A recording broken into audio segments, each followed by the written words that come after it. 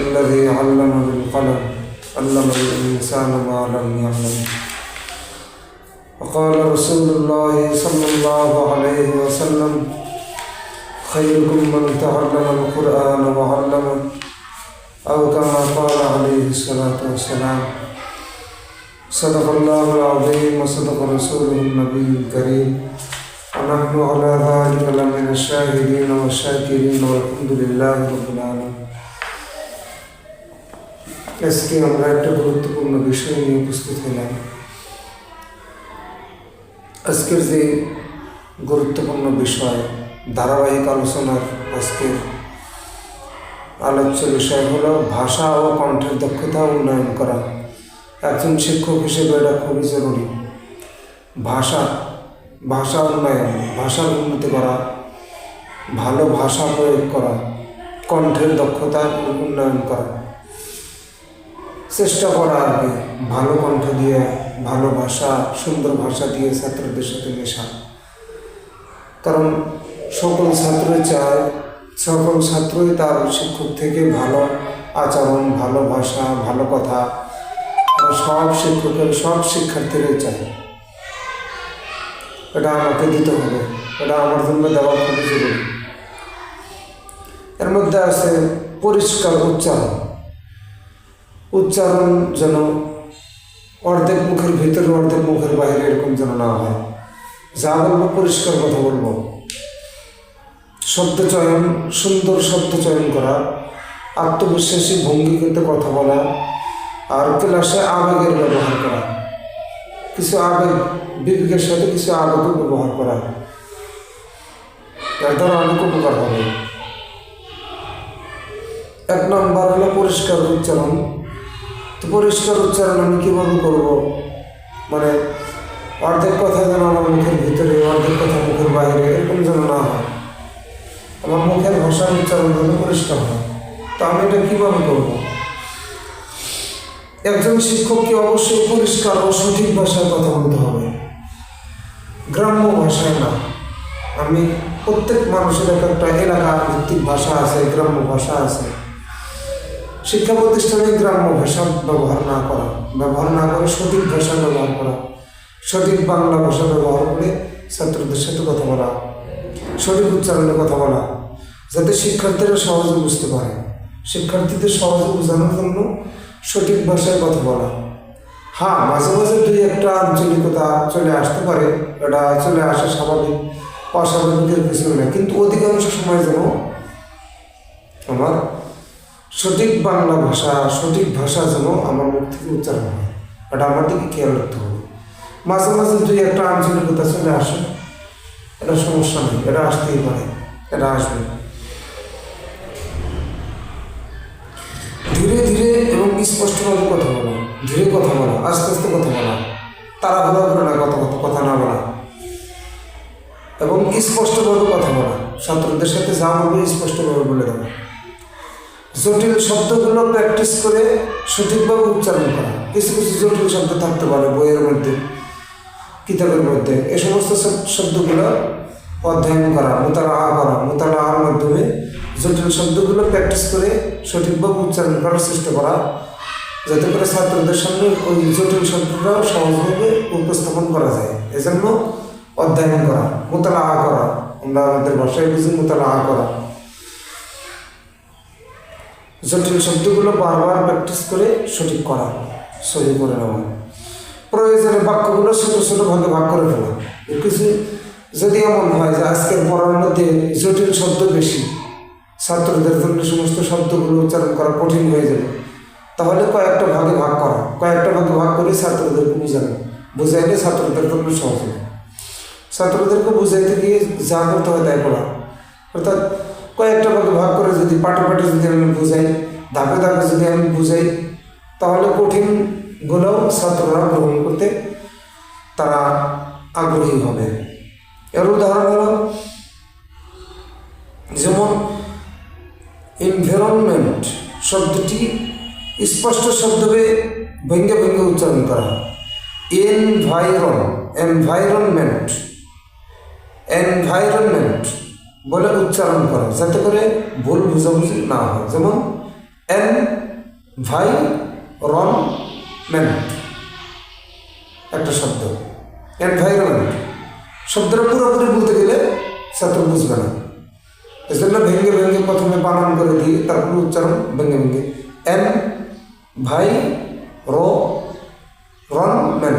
Environment কয়েকটা ভাগে ভাগে উচ্চারণ করাই দেবে ছাত্রদের জন্য বোঝা সহজ হবে। আর 2 নম্বর হলো শব্দ চয়ন।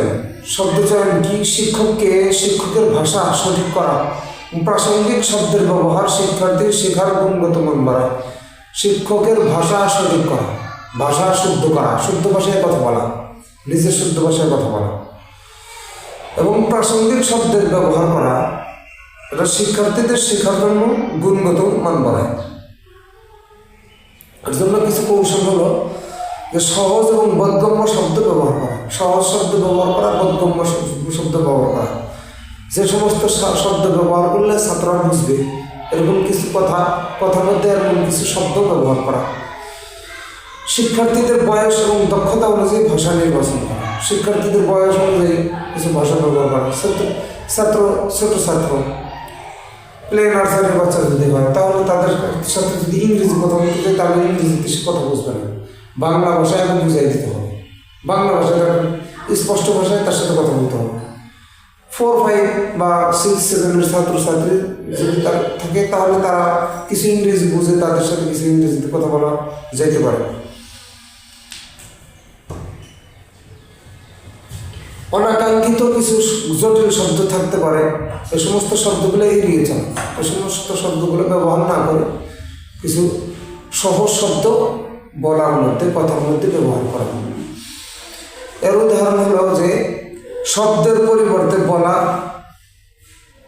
যেতে পারে ছোটদের ক্লাসে যাতে তারা সহজ বুঝে। কোনো একটা শব্দের পরিবর্তে যে শব্দ কঠিন, এই কঠিন শব্দের পরিবর্তে যদি ওই শব্দের সমর্থক যদি কোনো সহজ শব্দ থাকে তাহলে ওই সহজ শব্দের ব্যবহার করে ছাত্রকে আগে বোঝানো, এরপরে কঠিনটা যদি প্রয়োজন মনে করে তাহলে দেওয়া যেতে পারে। আগে বোঝানোর জন্য সহজ শব্দ ব্যবহার করা, এরপরে যদি কঠিনটা দেওয়া যায় তাহলে ছাত্রদের জন্য বোঝা সহজ হবে। আত্মবিশ্বাসী ভঙ্গি 3 নম্বর, আত্মবিশ্বাসী ভঙ্গি ব্যবহার করা। ভঙ্গি তথা বডি ল্যাঙ্গুয়েজ, আমরা যাকে বলি বডি ল্যাঙ্গুয়েজ ও কণ্ঠস্বর শিক্ষক এবং ছাত্রের মধ্যে সম্পর্ক গঠনে সাহায্য করে। বডি ল্যাঙ্গুয়েজ ব্যবহার করা এবং কণ্ঠস্বর শিক্ষক এবং ছাত্রদের মাঝে সম্পর্ক তৈরি করতে, সম্পর্ক গঠনে সাহায্য করবে। এজন্য বডি ল্যাঙ্গুয়েজ সুন্দর হওয়া চাই, শব্দ চয়নও সুন্দর হওয়া চাই। এর জন্য কৌশল হলো চোখে চোখ রেখে কথা বলা, ছাত্রদের সাথে চোখে চোখ রেখে কথা বলা। এমন যেন না হয় যে আমি কথা বলছি আমার ছাত্রের নিচের দিকে তাকায় আছে আর আমি উপর দিকে তাকায় থেকে ছাত্রদের সাথে কথা বলতেছি, ছাত্র কখনো আমার কথা গ্রহণ করবে না।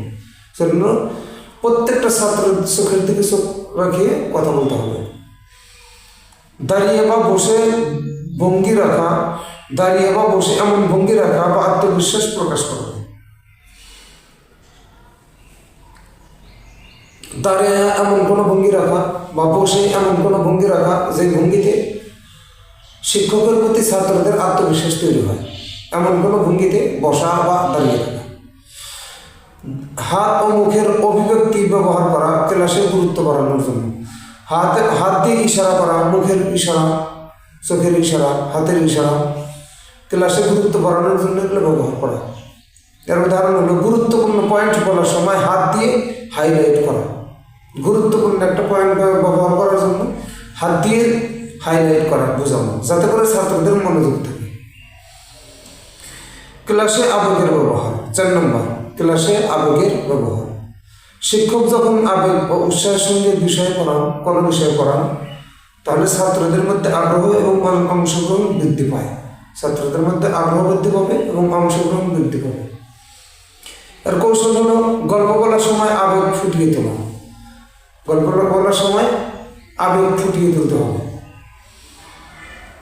প্রয়োজন মতো হাসি, ভাবমূর্তি, শব্দের ওঠানামা ব্যবহার করা প্রয়োজন মতো, যতটুকু না হলেই নয়, যতটুকু হাসি তামাশা না হলেই নয় ততটুকু, মানে প্রয়োজনের বেশি না, প্রয়োজনের থেকে কম না, যতটুকু প্রয়োজন হাসি তামাশা ততটুকু মধ্যে সীমাবদ্ধ রেখে কাজ করা। আবার ইতিহাসের কোনো গল্প বলার সময় ছাত্রদের সাফল্য উৎসাহ প্রদান করা, ছাত্রদের কিছু ছোট ছোট সাফল্য যদি থাকে এজন্য উৎসাহ প্রদান করা, সামনে যেন তারা আরো সুন্দর করতে পারে এজন্য উৎসাহমূলক কিছু কথা ব্যবহার করা। এর জন্য উদাহরণ হলো যে ইতিহাসের যদি কোনো গল্প যদি আমি বলি, উত্তেজনার জায়গায় উত্তেজনামূলক জায়গায় উত্তেজনা ব্যবহার করা, আর দুঃখের জায়গায় কোনো দুঃখ প্রকাশ করা, দুঃখ প্রকাশ অনুভূতি যোগ করা। যোগ করলে ছাত্রদের জন্য এই বিষয়টি গ্রহণ করা সহজ হবে, সহজে সে গ্রহণ করতে পারবে, বিষয়টি ছাত্ররা গ্রহণ করতে পারবে, আবার বুঝতেও পারবে। এজন্য এই সমস্ত বিষয়গুলো খেয়াল রাখা। এর জন্য বাস্তব কিছু উদাহরণ হলো যে শিক্ষক, যেমন একজন শিক্ষক ক্লাসে ধীরে স্পষ্ট উৎসাহী কণ্ঠে ইংরেজি শেখান, একজন শিক্ষক ইংরেজি টিচার, উনি ক্লাসে কী করেন, ধীরে স্থিরে স্পষ্ট শব্দে উৎসাহী কণ্ঠে ইংরেজি শেখান। সে হাতে মুখের সঠিক ব্যবহার করে তথা বডি ল্যাঙ্গুয়েজের মাধ্যমে, আবার মুখের ভাষা ঠিক রেখে আবার বডি ল্যাঙ্গুয়েজের মাধ্যমে বিষয়গুলো উপস্থাপন করে বোঝায়, ছাত্রদেরকে বোঝায়, এবং ছোট ছোট গল্পের মাধ্যমে আবেগ জাগিয়ে তোলে। এটা একটা গুণ, শিক্ষকের একটা গুণ, গুরুত্বপূর্ণ একটা গুণ। আর আরেকটা বিষয় হলো ভাষা এবং কণ্ঠের দক্ষতা উন্নয়ন শিক্ষককে আরও প্রভাবশালী ও আকর্ষণীয় করে তোলে।